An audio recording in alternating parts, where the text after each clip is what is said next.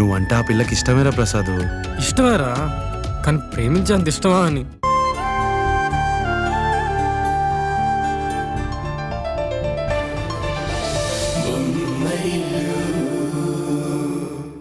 ఇంట్లో సత్యనారాయణ స్వామి వ్రతం చేయించాను సార్.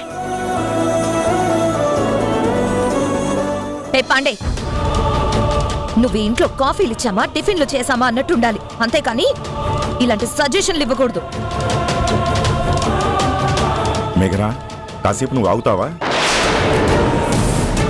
అయినా పాండే అన్న మాటలో తప్పే ఉంది. మంచి గురించి చెప్పేవాళ్ళు మనవాళ్ళ పనివాళ్ళ అని మనం ఆలోచించకూడదు. మంచిని ఎవరి దగ్గర నుంచి అయినా మనం గ్రహించవచ్చు.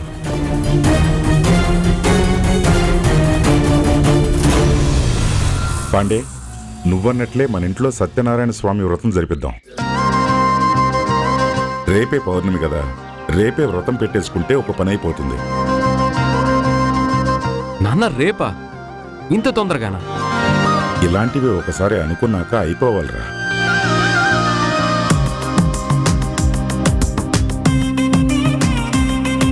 రే తరుణ్, నీకు హారికకి పెళ్లి కాగానే సత్యనారాయణ స్వామి వ్రతం చేయిద్దాం అనుకున్నాం. అది చేయించలేదు. అందుకే మీ ఇద్దరి మధ్య ఈ దూరం వచ్చినట్టుంది. ఒకసారి ఈ వ్రతం చేసేస్తే నువ్వు హారిక కూడా సంతోషంగా ఉంటారని నా నమ్మకరా. ఉంటారు, ఈస్ట్కొకరు వెస్ట్కొకరు అయిపోయిన వాళ్ళు. ఇక కలిసినట్టే, కలిసి కాపురం చేసినట్టే. చూడు తరుణ్, ఈ సత్యనారాయణ స్వామి వ్రతంలో సంజయ్, మేఘన, కిరణ్, ఉషాలతో పాటు నువ్వు హారిక కూడా పీటల మీద కూర్చోవాలి. అది నా కోరికరా. నాన్న, జరగని వాటి గురించి కలలు కంటున్నారేమో. జరగనది ఏముందరా, హారికను అడుగు, వస్తుంది. అందరితో కలిసి పూజ చేయండి. మీ ముగ్గురు జంటలు పీటల మీద కూర్చుని పూజ చేస్తుంటే కల్లారా చూసుకోవాలని కోరికగా ఉందిరా.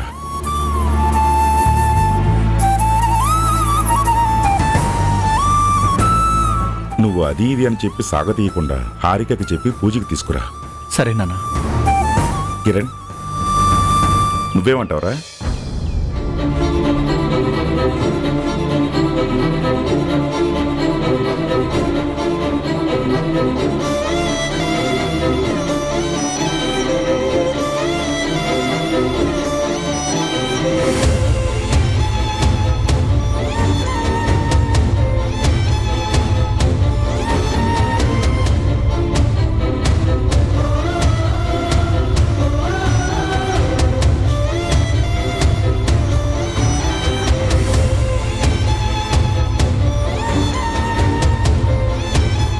ఏమైందిరా?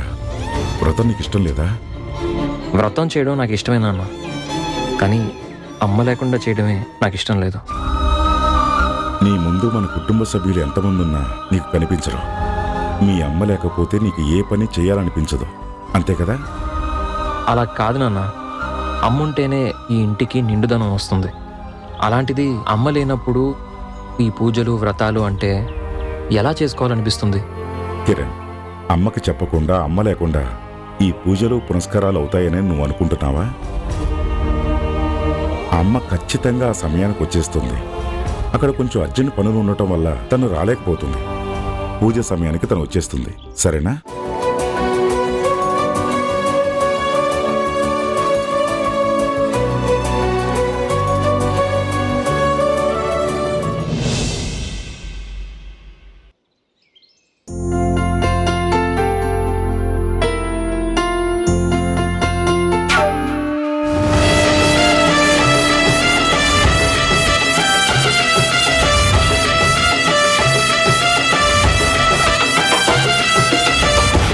సత్యనారాయణ స్వామి వ్రతానికి ఏ చీర కట్టుకుంటే బాగుంటుంది? ఉషా, ఏంటక్క చెప్పు. దీనికి ఎంత పొగరో! నేను పిలుస్తుంటే కనీసం చూడకుండా ఎంత కేర్లెస్గా సమాధానం చెప్తోంది. చెప్పక్క, ఏం కావాలి?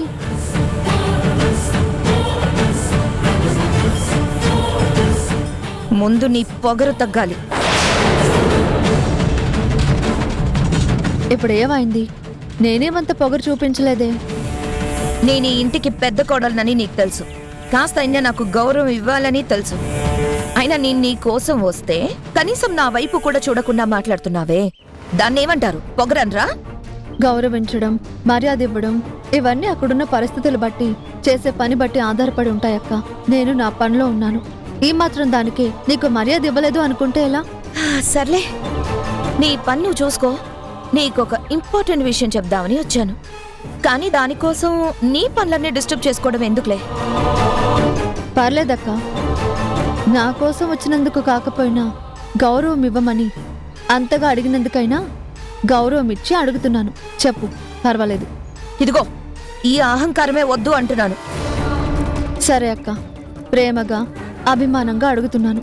చెప్పు, ఏం చెప్పాలని వచ్చావు? నేను ఈ విషయం చెప్పేటప్పుడు నీలో కంగారు చూడాలి. నువ్వు భయపడుతూ ఉంటే నిన్ను చూసి ఆనందపడాలి. హలో అక్క, నిన్నే. ఏదో చెప్దామని వచ్చి ఏమో ఆలోచిస్తున్నావు? ఏం లేదు షా, అత్తయ్య గారు మీ అన్నయ్యని ఉద్యోగంలో నుంచి తీసేశారంట, తెలుసా?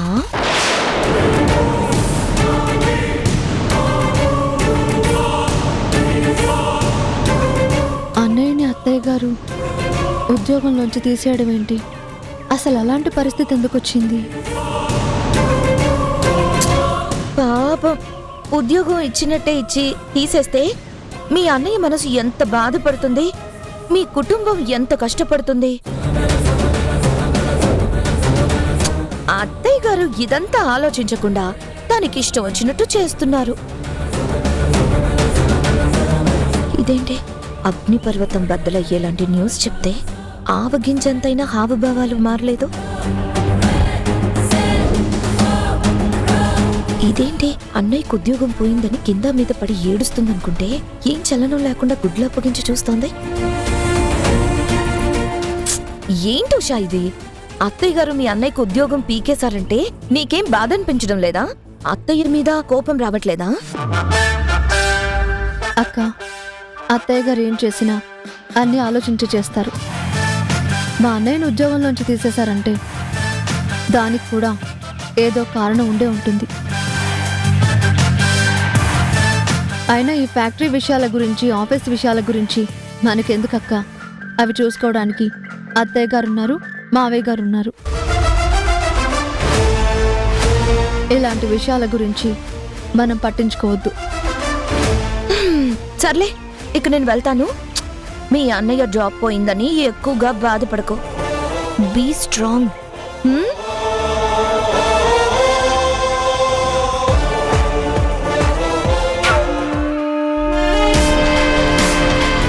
ఇదేంటి, దీన్నేదో ఆదరకూడదామో బెదరకూడదాం అనుకుంటే అసలు ఆ విషయమే పట్టునట్టు ప్రవర్తిస్తోంది. చాలా ఎక్స్పెక్ట్ చేసి వచ్చాను, నన్నే డిసప్పాయింట్ చేసింది. అసలు ఏం జరుగుంటుంది? అన్నయ్యని ఆప్యాయంగా పిలిచి మావయ్య గారు ఉద్యోగం ఇచ్చారు. అలాంటప్పుడు అత్తయ్య గారు మాత్రం అన్నయ్య ఉద్యోగం ఎందుకు తీసేయాలి?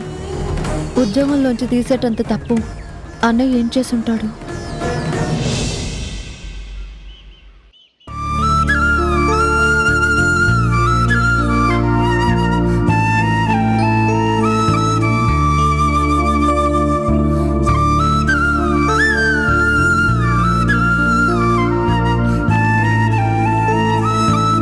ఒరే రవి, ఏంట్రా ఏం చేస్తున్నావు?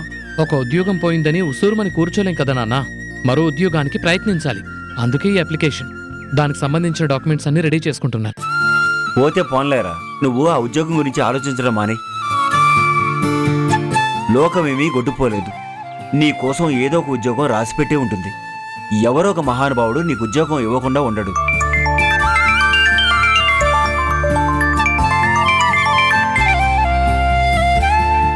హలో రవి, నీతో కొంచెం మాట్లాడాలి.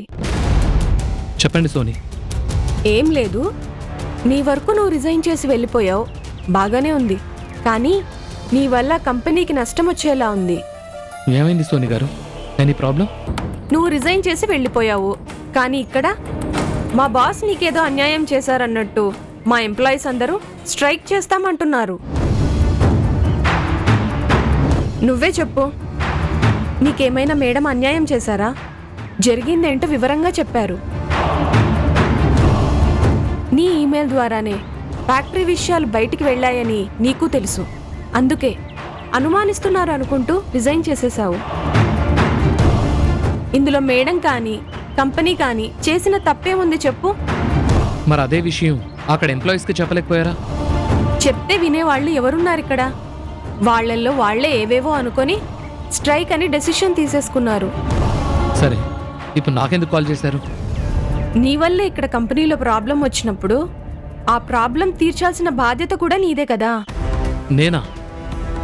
నువ్వే ఇక్కడికి వచ్చి ఎంప్లాయీస్ అందరికీ మేనేజ్మెంట్ తప్పేమీ లేదు, నాకు నేనుగా రిజైన్ చేసి వెళ్ళిపోయాను అని ఎక్స్ప్లెనేషన్ ఇస్తే స్ట్రైక్ ఆగిపోతుంది. లేకపోతే నీకు అన్నం పెట్టాలని చూసిన చెయ్యినే నువ్వు నరికినట్టు అవుతుంది. సరే, కంగారు పడకండి, నేను వచ్చి చూసుకుంటాను. జరిగిందేంటో వాళ్ళందరికీ ఎక్స్ప్లెయిన్ చేస్తాను. నా వల్ల మేనేజ్మెంట్కి మాత్రం ఎలాంటి నష్టం రానివ్వను. పక్కా వస్తావు కదా? మేనేజ్మెంట్ నాకు ఇచ్చిన ఫోన్ కూడా నా దగ్గరే ఉంది. అది హ్యాండ్ ఓవర్ చేయడానికి ఎలాగూ వద్దాం అనుకున్నాను. అలాగే వచ్చక్కడ ఫ్యాక్టరీ వర్కర్స్తో మాట్లాడతాను. ఉంటాను. అమ్మయ్యా, ఈ ప్రాబ్లంని ఏదో విధంగా సాల్వ్ చేసేసి మేడం దగ్గర మార్కులు కొట్టేయాలి. నేను చూస్తూ ఉంటే నాకు చాలా గర్వంగా ఉందిరా. ఎందుకు నాన్న? వాళ్ళు నిన్ను అవమానించినా అనుమానించినా అవేమీ మనసులో పెట్టుకోకుండా వాళ్ళకి నష్టం రాకూడదని అనుకుంటున్నావు. వాళ్ళ కోసం కంపెనీ వర్కర్స్తో మాట్లాడాలని నిర్ణయించుకున్నావు. మనకు చెడు చేసిన వాళ్ళకి చెడు చేయాలి అనే కాన్సెప్ట్ మనసులో పెట్టుకోకుండా మేలే చేయాలనుకుంటున్నావు చూడు. నాకు నిన్ను చూస్తుంటే గర్వంగా ఉందిరా.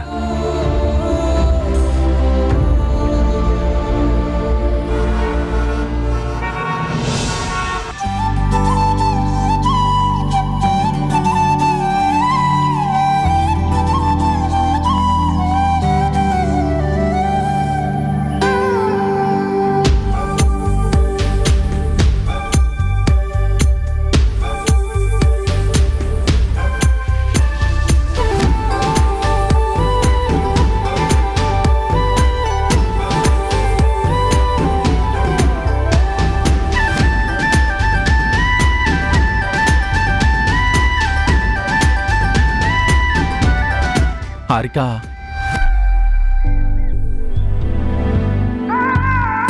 హారిక ప్లీజ్, ఇంకా ఎంతసేపు? ఏమైంది? ఒక హాయ్ లేదు, ఒక హలో లేదు, నీ మొహంలో నవ్వు లేదు, కనీసం ప్రేమగా ఒక మాట కూడా లేదు. భార్యతో మాట్లాడడానికి నీ దగ్గర టైం లేదు, అది నీకు అర్థం కాదా? హారిక ప్లీజ్, నిన్న మనం కలిసినప్పుడు నేనున్న పరిస్థితి వేరు. మర్డర్ కేస్, స్టేషన్ నుంచి కాల్. అరే, ఆ టైంలో నీతో ఎలా మాట్లాడగలను చెప్పు? నా పరిస్థితి అర్థం చేసుకోకుండా ఇలా పర్సనల్ గా తీసుకుంటే ఎలా? సరే, ఇదంతా పక్కన పెట్టు. ఇప్పుడు ఎందుకు రమ్మన్నావో చెప్పు. నువ్వు ఇంటికి రావాలి. వాట్? అవును, నాన్నగారు నిన్ను తీసుకురమ్మన్నారు. నువ్వు పొరపాటుగా అంటున్నావా? నేను పొరపాటుగా వింటున్నానా? అదేంటి అలా అంటున్నావు? నేనన్నది నువ్వు విన్నది కరెక్టే. ఆ ఇంటి గడపలో నేను అడుగు పెట్టాలి అంటే నన్ను రమ్మని పిలవాల్సింది మీ నాన్నగారు కాదు, మీ అమ్మగారు. Harika please try to understand. కిరణ్కి ఇప్పుడు పూర్తిగా నయం అయిపోయిందని ఇంట్లో సత్యనారాయణ వ్రతం ఏర్పాటు చేశారు. అన్నయ్య, నేను, కిరణ్ భార్యలతో పాటు పీటల మీద కూర్చుని వ్రతం చేయాలని నాన్న ఆశపడుతున్నారు. అందుకే నిన్ను కూడా రమ్మంటున్నాను. మామయ్య గారు ఆశపడ్డంలో అర్థం ఉంది, మీరు అడగడంలోనూ అర్థం ఉంది. కానీ అత్తయ్య గారికి అర్థమయ్యేలా మీరు చెప్పలేకపోతున్నారు. అది మీకు అర్థం కావడం లేదు. హారిక, ఎంతసేపు అమ్మ అన్న మాట గురించి, అమ్మ గీసిన గీత గురించి ఆలోచిస్తున్నావు. కానీ ఇంట్లో మిగిలిన వాళ్ళ గురించి ఎందుకు నువ్వు ఆలోచించవు? మీ అమ్మగారు మీ ఇంట్లో అందరి మాటలు విన్న రోజు, అందరి గురించి ఆలోచించిన రోజు నేను ఆలోచిస్తాను. నాన్న ఇంత అభిమానంగా నిన్ను రమ్మని చెప్పినందుకు నువ్విచ్చే సమాధానం ఇదేనా? బాగుంది తరుణ్, చాలా బాగుంది. మీరేమో రమ్మంటారు, మీ అమ్మగారేమో ఎందుకొచ్చావని నన్ను నిలదీస్తారు, అందరి ముందు నిందలు వేస్తారు. అప్పుడేమో మీరెవ్వరూ మాట్లాడరు. ఇంతేగా జరిగేది. జరిగేదేంటో తెలిసి కూడా నేనెందుకు రావాలి? చూడు, నేను కాని నాన్న కాని నిన్ను చాలా అభిమానిస్తున్నాం. నువ్వు మన ఇంటికి తిరిగి రావాలని ఎంతో ఆశపడుతున్నావు. అదంతా తెలిసి కూడా నువ్విలా మాట్లాడడంలో అర్థం లేదు. మీరందరూ నా రాక గురించి ఎదురు చూస్తే సరిపోదు. నేను ఆ ఇంట్లో అడుగు పెట్టడానికి మీ అమ్మగారు అనుమతించాలి. అది జరగనప్పుడు నేను మాత్రం ఆ ఇంట్లో అడుగు పెట్టడం ఎలా జరుగుతుందనుకుంటున్నారు? హారిక, అమ్మ ప్రస్తుతం ఇంట్లో లేదు, ఫ్యాక్టరీ నుంచి ఇంకా రాలేదు. నువ్వు ఇంటికొచ్చినా నీకెలాంటి ఇబ్బంది ఉండదు. అత్తయ్య గారు తిరిగొచ్చాక ఈ విషయం గురించి తెలియదంటావా? అప్పుడు మాత్రం నన్ను అడగకుండా ఉంటారా? అప్పుడు కూడా నన్నే ఒక నేరం చేసిన దానిలో పరిగణిస్తారు, కానీ మీ ఫోర్స్ వల్ల నేను అక్కడికి వచ్చానని అనుకోరు. ఆవిడ అడిగే ప్రశ్నలకి మీరు కూడా సమాధానం చెప్పరు. ఆవిడ ముందు నేను ఒక దోషిలా నిలబడే కన్నా నేను ఆ గడపలో అడుగు పెట్టకుండా ఉండడం మంచిది. సారీ తరుణ్, ఇది నీకొక్కడికి కాదు, మావయ్య గారికి కూడా. మావయ్య గారిని క్షమించమని అడిగానని చెప్పు. బాయ్.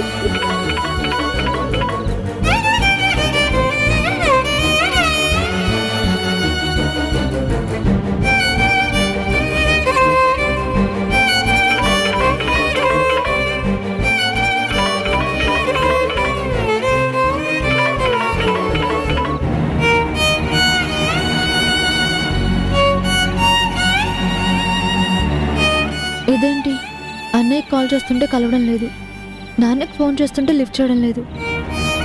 ఏమై ఉంటుంది?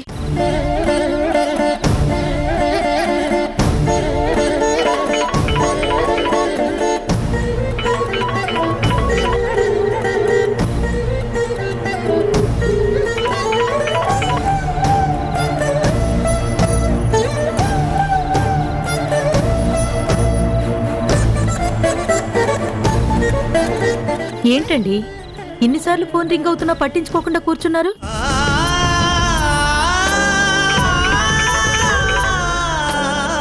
ఇటివ్వండి, ఎవరో ఏంటో. వద్దు రాధా, లిఫ్ట్ చేయకు.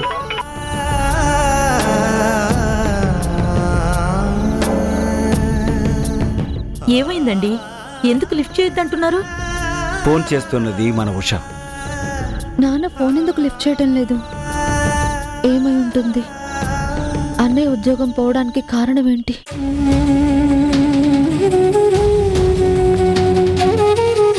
చేస్తుంది మన కూతురి కదా, కాని వాళ్ళు ఎవరో ఫోన్ చేస్తున్నట్టు ఫోన్ ఎందుకు లిఫ్ట్ చేయడం లేదు? ఏమి లేదు రాధా, ఫోన్ చేసి రవి ఉద్యోగం గురించి మాట్లాడుతుందేమో అని, దాని గురించి ఇప్పుడు అనవసరమైన డిస్కషన్లు ఎందుకు అని. ఈ రోజు కాకపోతే ఇంకోసారైనా అడుగుతుంది కదా, అప్పుడు కూడా ఇలా ఫోన్ లిఫ్ట్ చేయకుండా కూర్చుంటారా? ఎప్పుడైనా ఈ విషయం గురించి మాట్లాడక తప్పదు. ఇంకెప్పుడైనా మాట్లాడదాం, ఇప్పుడైతే వద్దు. ఏమిటో మీ చాదస్తం. ఎప్పుడైనా తప్పనప్పుడు ఇప్పుడైతే ఏముంది? నాకు తెలుసులేండి, ఉద్యోగం ఇచ్చినట్టే ఇచ్చి ఎంతలోనే తీసేశారని మీ స్నేహితుడి గురించి మీరు చెడుగా చెప్పాల్సి వస్తుందని ఆలోచిస్తున్నారు కదా. చూడండి, మనం లేనిదేమీ చెప్పడం లేదు కదా, జరిగింది కదా చెప్తాం. అలాంటప్పుడు అందులో మంచి ఉంటే మంచి అర్థం చేసుకుంటుంది, చెడు ఉంటే చెడు అర్థం చేసుకుంటుంది, అంతే కదా. ఇప్పుడు ఆ మంచి చెడు ప్రస్తావన కూడా వద్దు రాధా. ఉషాతో ఇంకెప్పుడైనా మాట్లాడదాంలే. మీ ఇష్టం అండి.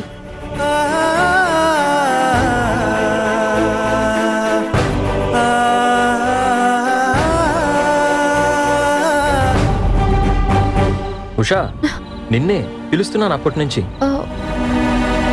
చెప్పండి. ఇందాకటి నుంచి పిలుస్తున్నాను, ఏం ఆలోచిస్తున్నావు?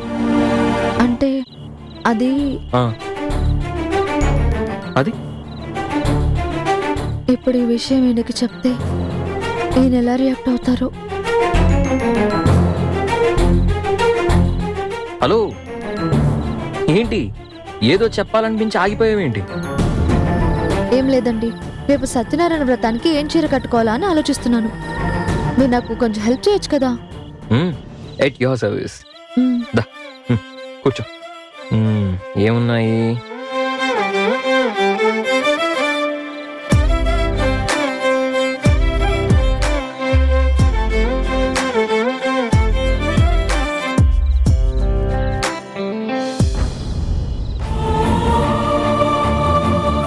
అత్తయ్య గారు ఈ అన్నయ్యని ఉద్యోగంలో నుంచి తీసేశారంట.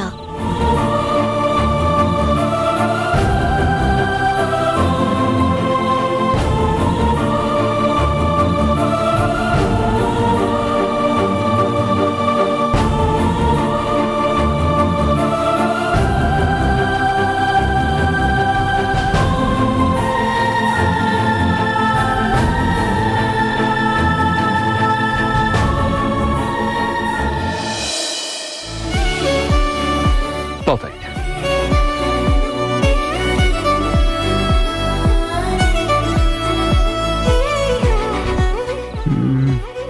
నేను సెలెక్ట్ చేశాను సరే, నీకు నచ్చిందా? మీకు నచ్చింది కదా, అయితే నాకు కూడా నచ్చినట్టే.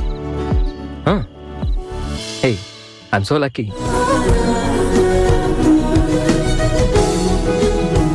సాయం చేస్తానని వచ్చిన భర్తతో పని చేయించుకోవడం నీకు రావట్లేదు. మీరు పక్కనే ఉండి సరదాగా కబుర్లు చెప్పండి, అదే నాకు సహాయం చేసినట్టు.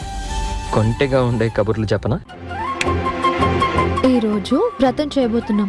మనసు తను అన్ని నిష్ఠగా ఉండాలి. మీ చిలిపితనాలు తుంటరితనాలు మనసులో పెట్టి తాళం వేసేయండి.